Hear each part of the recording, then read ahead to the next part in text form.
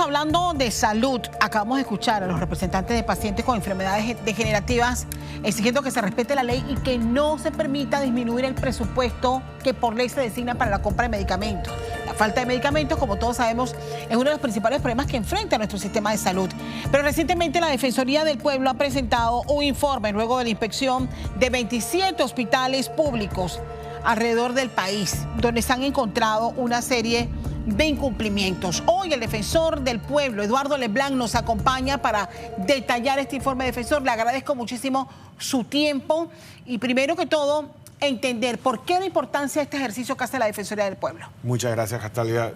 Buenos días. Sí, mira, después de casi 10 años, donde la exdefensora del pueblo, Patria Portugal, hizo la primera revisión integral de hospitales y declaró el Chicho Fábrega como un hospital con múltiples fallas. Nosotros volvimos a realizar este evento luego también de 5 años, es importante, de haber declarado vulneración de derechos humanos por la pausa que tenía la Ciudad de la Salud, que hoy estuviera cumpliendo 10 años. Así es. Hemos realizado este informe, que es una veeduría ciudadana, es llevar en blanco y negro lo que ustedes reportan diariamente, para que tanto el ministro como el director, que entre una y otra tienen menos de un año en el puesto, puedan de alguna forma afilar el lápiz y procurar políticas públicas y optar por este momento histórico y corregir un problema que viene hace más de 30 años. ¿Cuáles son los principales hallazgos en esos recorridos? ¿Se recorrieron todas las provincias? Sí, correcto. Fuimos desde Darién, donde tenemos un hospital con pésimo manejo de temas de desechos. Tenemos un hospital con problemas de abastecimiento de medicinas.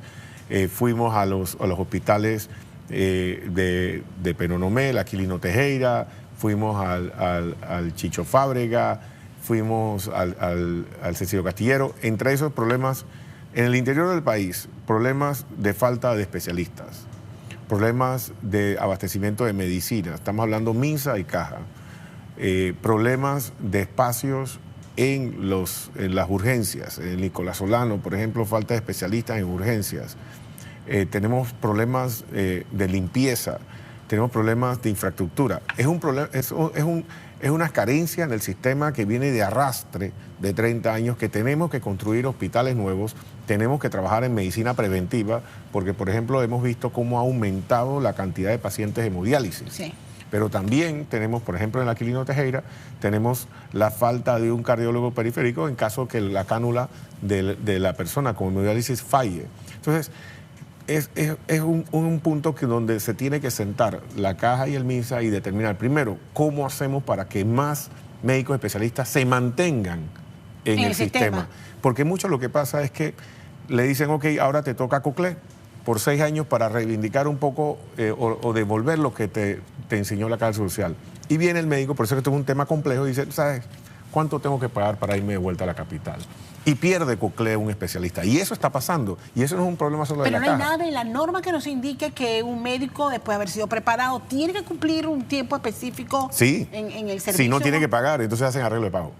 Eso también es un problema. Hoy también el problema del abastecimiento de medicinas, por ejemplo, que estábamos hablando hace poco, que escuché, también tiene varias aristas. Uno es que si yo no estoy cotizando, digo, sácame las medicinas a mí, eso es corrupción también. También que no tenemos un lugar centralizado, compra la Caja, compra el MINSA, la Caja tampoco tiene un sistema centralizado, o el MINSA centralizado de medicinas. Compras.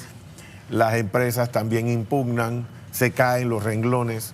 Entonces es un tema muy complejo, que es el momento histórico donde está sentado el ministro de Salud y el director para poder hacer historia y cambiar y corregirle el rumbo. Hablemos de las propias infraestructuras. Correcto. ¿Qué cosas puntuales son las que más les ha tenemos alarmado? Por ejemplo, lo que se reportó el día de ayer, el fallecimiento del señor que en el Chicho Fábrega. El Chicho Fábrega, desde que se inauguró, sus ascensores no funcionan. Desde que se inauguró. Nada más el 90% de sus ascensores están dañados desde que se inauguró. Tenemos lugares con rajaduras, con filtraciones, tenemos centros o salones de operaciones que no pueden ser utilizados. Tenemos lavanderías con graves problemas que pueden crear insalubridad, tanto en el Santo Tomás, en el complejo en la Caja, en el Hospital del Niño, que anda más o menos bien, está en un tema de un patronato.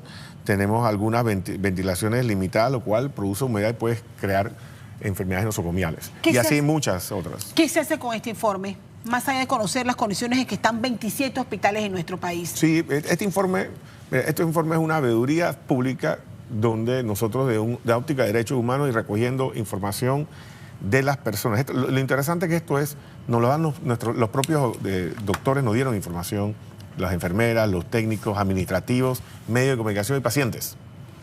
Y esto se lo damos, este insumo ya se lo hicimos llegar al ministro el día de ayer, se lo vamos a hacer llegar el día de hoy al director de la Caja para que ellos enrumben las políticas públicas. Es iluso pensar de que esto es culpa del señor Mon o del señor Boyd. No, esto es un tema de 30 años. Sí, señor. Este es un tema de 30 años y que en 5 años no lo van a poder superar. Vamos a poder mejorar la calidad, pero no vamos a poderlo superar. Ahora bien, en medio de este ejercicio, porque es el derecho a la salud que tiene que garantizar y fiscalizar la Defensoría del Pueblo, está la gran interrogante. Hoy tenemos la oportunidad de, por ejemplo, entrevistar a Emma Pinzón. Correcto. Que representa a los pacientes con enfermedades crónicas y degenerativas. Pero son personas que se han organizado por el impacto que ha tenido en sus vidas, en las de su familia, la enfermedad que padecen.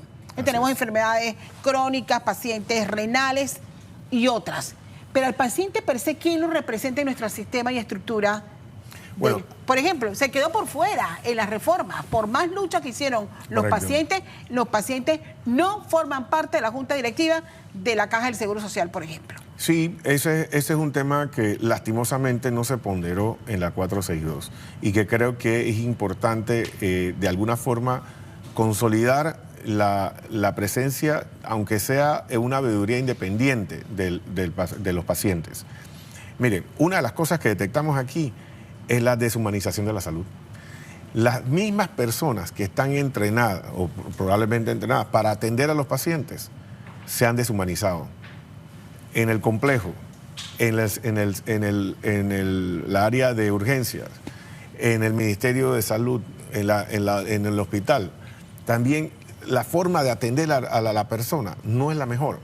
No olvidemos si asegurado o no asegurado, porque o yo pago el seguro o pago el impuesto, pero ellos se deben al paciente. Usted puede hacer el llamado y eso lo han detectado ustedes en ese informe. Aquí está. ¿Qué cosas como cuáles se encontraron? Bueno, ejemplos de situaciones que habitualmente reportan los pacientes y generalmente... Habitualmente reportan los pacientes es el desagrado o la forma o el maltrato del personal, no solo el médico, porque siempre le echan la culpa a los médicos, sino también personal administrativo. Esa persona que está llamada a hacer el enlace, la primera enlace con el paciente. Eso lo hemos detectado aquí. Personas que no tienen compasión o han perdido la humanización. Y esto lo vivimos nosotros mismos, los mismos funcionarios de la Defensoría. O sea, esto es algo que estamos viviendo todos los panameños. Usted la vez pasada nos compartía, de hecho, que muchas de las denuncias que le llegan a usted a la Defensoría tienen que ver con la atención y casos que se reportan en nuestro sistema de salud. Sí, correcto. De hecho, mire, pareciera que está... o no pareciera, no, está muy grave el sistema, como digo, deteriorado hace 30 años, que si nos podemos a ver todas las noticias, todos los hechos que se han dado, algunos sí eran fatalidades que definitivamente, por un mandato de Dios, ya definitivamente la persona estaba próxima a morir. Pero tenemos muchos casos que se han dado en muy poco tiempo y eso encendió las alertas. Mire, esto viene caminando desde el caso del joven, que murió después de buscar 6 hospitales en atención. Eso fue en el gobierno pasado. Que murió de dengue. Después los gemelares.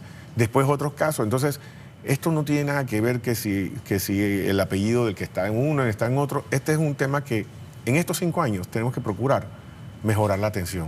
En algo, por lo menos en dejar la primera piedra del nuevo hospital en Panamá Oeste, donde hoy podemos jugar excelente béisbol, pero que no se lesione nadie, porque si no, te agarra un tranque y tienes que llegar a la ciudad de la salud. Y eso no puede ser en una población de 700.000 personas como la población del oeste. ¿Dónde podemos tener acceso a este informe, defensor? En la página web está en informes especiales, ahí está el primer informe que dice informe de la situación de los hospitales en la República de Panamá. Quiero agradecerle su visita y venir a compartir con nosotros los hallazgos más importantes de esa inspección que se han hecho a 27 hospitales en nuestro país.